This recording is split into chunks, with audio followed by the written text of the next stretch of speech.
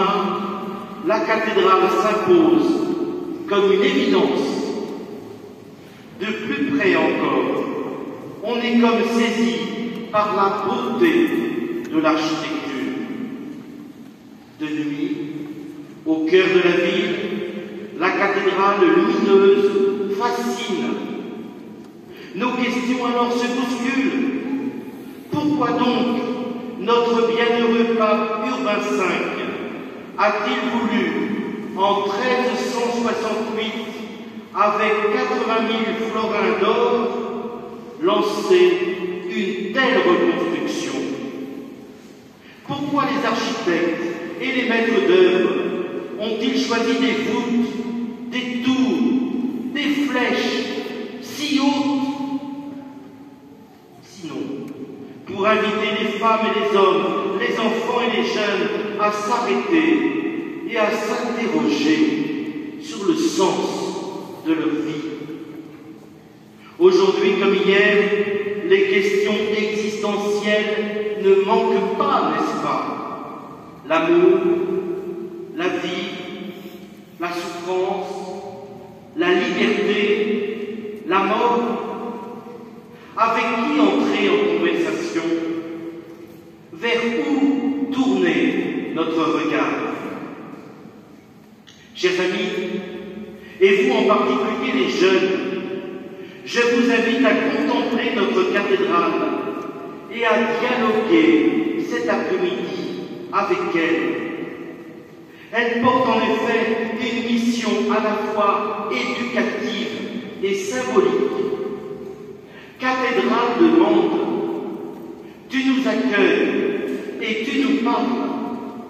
Raconte-nous ton histoire faite de grands événements, de souffrances et d'incendies, de destruction et de reconstruction. Quel message veux-tu nous donner pour aujourd'hui? Regardez tout d'abord cette nef aux 9 travées. Elle est étonnante, sans sculpture, sans ornement, sans transept. Elle est sobre, vaste pour accueillir largement. Une nef pour rassembler, une nef pour dire l'amour universel du Christ Jésus pour l'humanité, une nef destinée à tous, une nef pour servir la fraternité. Ici à Mende, les visiteurs, les touristes viennent d'un peu partout, de toute culture, de toute sensibilité, de toute religion. Ce vaisseau gothique est là, tout simplement, pour accueillir. Cathédrale, tu rassembles des foules, des enfants et des jeunes, tu accueilles la paroisse de Mende et le diocèse pour louer, chanter, bénir ou parfois pour pleurer. Tu nous appelles à la fraternité.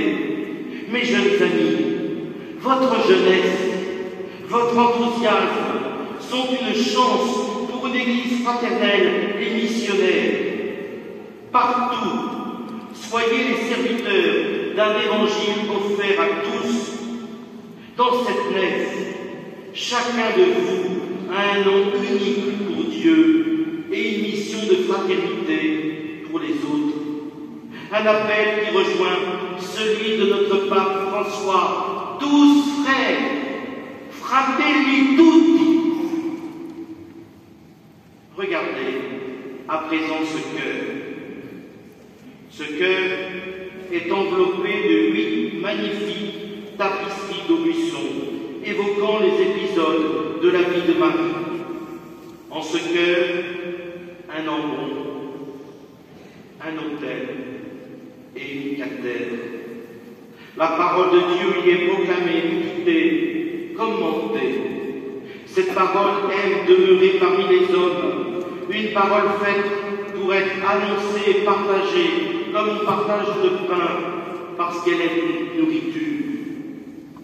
L'Évangile, entendu il y a un instant, est un nouvel appel à respecter le temple de Dieu. Mais ici, attention, si les Juifs pensait au temple de Pierre, Jésus lui parle d'un autre temple, le temple de la nouvelle alliance, temple de son corps, corps du Christ, l'Église. Et saint Paul développe: chaque chrétien est appelé à prendre part à cette construction. N'oubliez pas que vous êtes le temple de Dieu et que l'Esprit de Dieu habite en vous, d'où l'infini respect que nous devons les uns les autres. Respect pour ce que nous sommes vraiment, temple de Dieu. Rappelez-vous ces paroles de Madeleine Delbrel, cette croyante du XXe siècle qui vivait dans le bruit et l'agitation d'une banlieue parisienne. Si tu vas au bout du monde, tu trouves des traces de Dieu. Si tu vas au fond de toi-même, tu trouves Dieu lui-même. Cultivons, par grâce, chers amis, la dimension d'intériorité de nos vies. Où puiser alors la force de faire du sérieux, du solide, du profond, du durable, du joyeux, en famille, à l'école, dans les études, dans vos engagements associatifs ou professionnels.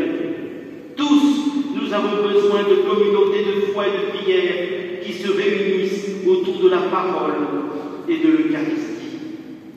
Et votre évêque, de sa cathèdre, il vous encourage. Ce que le Christ vous demande, il vous le donne, en particulier dans les sacrements ou aux grandes étapes de la vie. Chers amis, tournez vers le cœur de la cathédrale, mettez l'essentiel au cœur de l'important. Dieu vous appelle à la plus haute ambition, qui est celle d'aimer.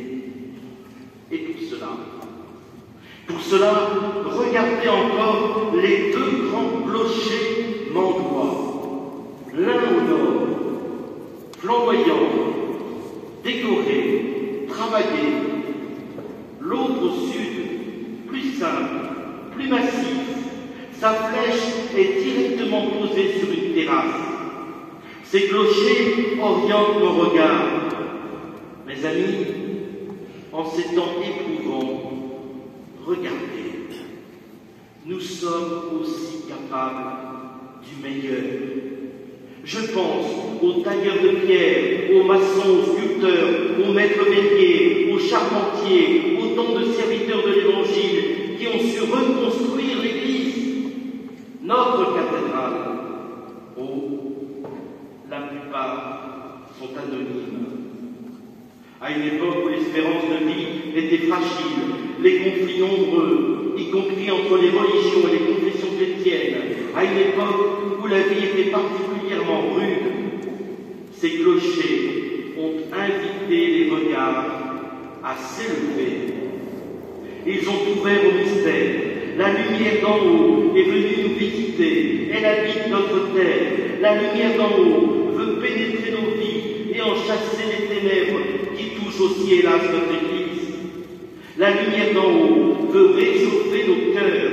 Nous en avons parfois tant besoin. Les deux clochers nous appellent alors à la prière. Ils nous convoquent aussi à la sainteté, comme Dieu est saint. Élevez vos regards. Le Christ vous appelle. Le Christ vous envoie. Et pour cela, vous pourriez enfin vous retourner quelques instants et regarder les portes immenses et antiques de notre cathédrale. Elles s'ouvrent sur un porche néogothique et sur la ville.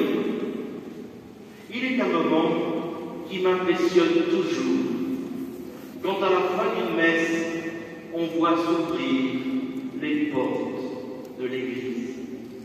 Je me souviens alors d'une parole de notre pape François. Il cite un passage de l'Apocalypse. « Voici que je me tiens à la porte et je frappe, dit le Seigneur. » Et le pape commente: le Christ n'est pas sur le parvis, mais il est dans l'Église. Il frappe à la porte, car il veut sortir de l'église et rejoindre l'extérieur. Ouvrez les portes, mes amis, ouvrez les portes de vos vies et de vos cœurs. C'est la mission reçue de Jésus, puis de Saint Privat, premier évêque de Mende. C'est la démarche synodale à laquelle le pape nous invite tous. Marcher ensemble, associer le plus grand nombre pour témoigner de l'Évangile. C'est le sens des projets missionnaires que nos 5 paroisses auront à rédiger cette année. Démarche synodale aussi dans l'enseignement catholique et dans les services du diocèse.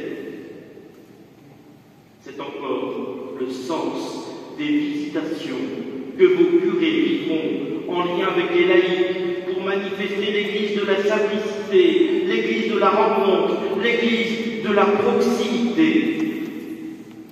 Le Christ que nous avons reçu dans la liturgie, il veut sortir, rejoindre vos amis, vos proches, les plus fragiles.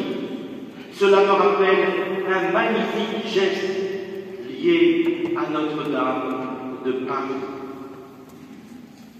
Quand Maurice de Sully décide sa construction, il donne une règle.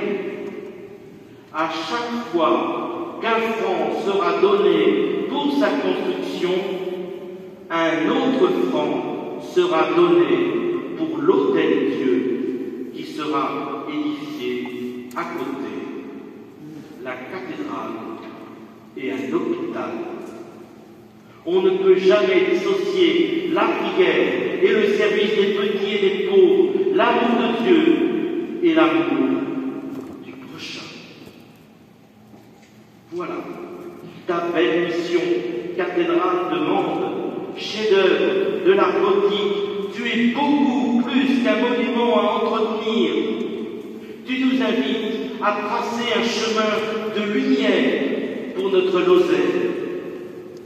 Cathédrale Notre-Dame et Saint-Privat, nous admirons la beauté de tes pierres, mais plus encore, la beauté que tu donnes au peuple de Dieu et aux jeunes qui se rassemblent chez toi.